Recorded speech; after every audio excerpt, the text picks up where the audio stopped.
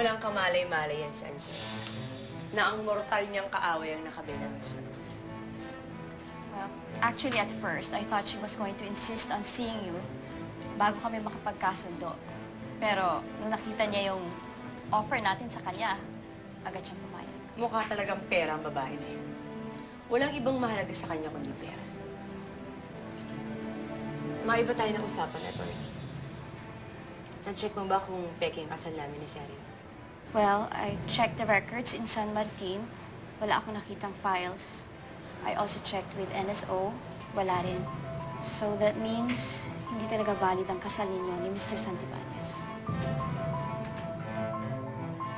Salamat, ha. Seryo, nakausap ko yung hipi. Eh, bukas ka parang makakalabas, eh. Tumawag na rin ako ng abogado. Ano ba nangyari sa'yo? Okay lang, Marimar. Diba may restraining order ka, eh. Dinala ako rito. Alam mo, seryo, mabuti pang gawin mo, kalimutan mo muna si Marimar. Obviously, galit pa rin sa'yo yung tao. Huwag mo muna siyang kulitin. Mabuti pang gawin niyo, magpalamig muna kayong dalawa. Paano ano ko? Paano si Cruzita? Ang ibig sabihin, wala talagang karapatan si Sergio sa akin. Lalo na sa anak ko. Pero anak din ni Sergio si Cruzita. Well, he has to prove that first. As far as the law is concerned, hindi siya ang ama ni Cruzita. And he has no legal right over her. Sigurado ka ba dyan? 100%. Miss Belia, don't worry. Kakampi mo ang batas. Hawak mo lahat ng alas. Tingin ko, kailangan mo kumausap ng abogado. Hindi ko kaya mawala yung mag-ina ko, eh. Kung sabihin man natin hindi totoo ang Pare, dito sa puso ko, si Marimar pa rin ang kasama ko. At si Cruzita ay anak namin. Why can't I see Daddy? I miss him. I want to be with him. Bibigil. Huwag mo na ngayon, ha? Mag-wait lang ka. Malay ni mo, maayos ng mami ni mo yan, ha? Ba't ba sila nag-aaway? Di na nila love ang isa't isa.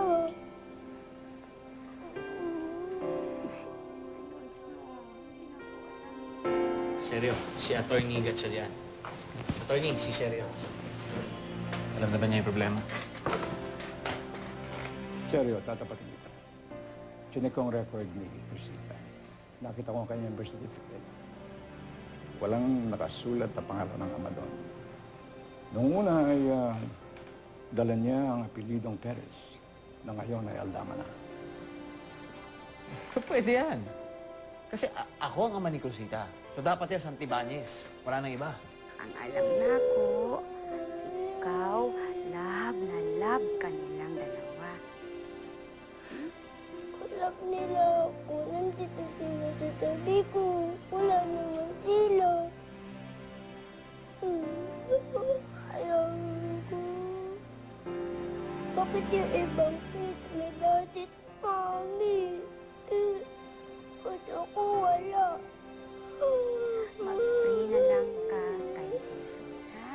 Lagi naman ako nag-pray kay Jesus, pero wala din naman nangyayari. Lagi galit si Mommy kay Daddy. Stop crying. You like to eat cereal? Let's go to the kitchens. I will prepare juice, everything. Come on, you like. Magturo lang ka doon. Stop crying na. Stop.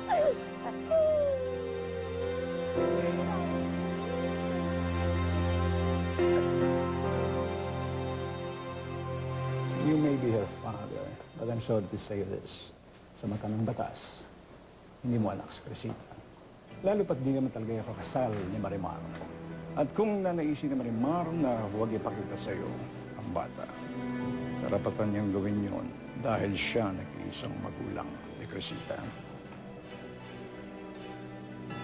Seryo, wala kang kalaban-laban sa kanya. Hindi.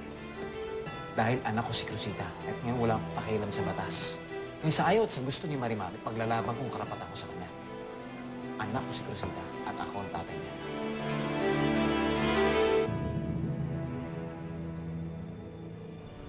makipag-usap sa abogado. Desidido na kasi si Sergio na patunayan na anak niya si Cruzita. Sige na, Bella. Diyan na tayo mag-usap sa bahay, ha? Kailan pa kayo naging magkaibigan ni Marimar? Sir, hindi ko maintindihan yung tanong niyo. Huwag mo siyang dagdagan pang sa sinungaling mo! Kailan ko ba makikilala ang boss mo? Baka naman pwedeng humingi ng padagdag sa kanya. Ihanda mo lahat ng kailangan ko sa pagpunta ko sa San Martin.